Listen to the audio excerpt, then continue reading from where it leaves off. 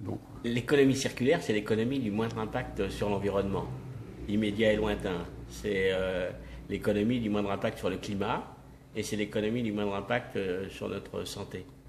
Et surtout, c'est une économie à fort impact social parce que l'enjeu, c'est comment on produit de la richesse sans détruire le vivant, sans plastifier nos océans, sans déforester euh, nos bois, sans altérer la qualité de la vie sur la planète.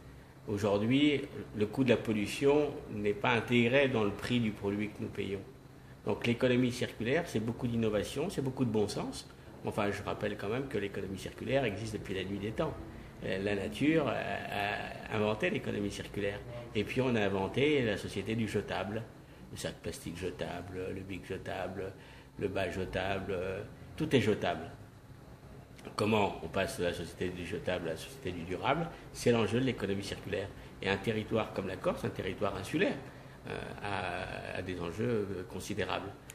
Il faut arriver à vivre et produire en économie circulaire. Vous allez me dire, oui, mais il y a eu le développement durable. Le développement durable a permis de prendre conscience du phénomène du dérèglement climatique, de l'érosion massive de la biodiversité. Mais il faut cesser de faire de l'incantation. L'économie circulaire, ce sont les travaux pratiques du développement durable. Justement, concrètement, comment on peut amener la Corse à pratiquer cette économie? Bien sûr, c'est la Corse, mais pas que la Corse. La Corse ne produit pas de voitures, ne produit à une faible capacité industrielle. Mais c'est ça dans notre manière de consommer et de produire. Mais la Corse, un jour, peut devenir autonome en énergie. La Corse, un jour, peut devenir autonome en agriculture. La Corse peut devenir autonome dans la consommation de ses légumes et de sa viande. C'est pas impossible. L'économie circulaire, c'est aussi de l'énergie. On a du soleil, on a du vent, il y a de la géothermie, on a du bois. On peut faire l'énergie circulaire en Corse grâce au soleil, grâce au vent, grâce à la géothermie. Mais comment passer à l'acte, dirons-nous? Comment passer à l'acte? Parce que c'est beaucoup de bon sens, je le répète, c'est beaucoup d'audace, d'innovation, de technologie aussi.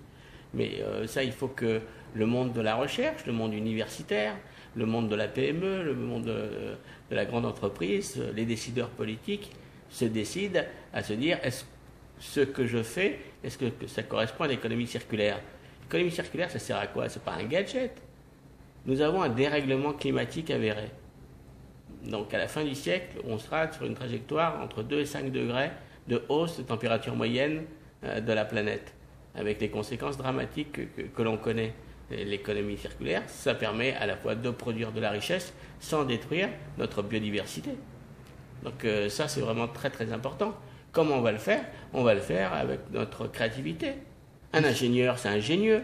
Si on lui dit tu dois fabriquer un produit sans détruire l'environnement, sans polluer les océans. Mais ce qu'on lui dit? Eh bien nous, on va lui dire.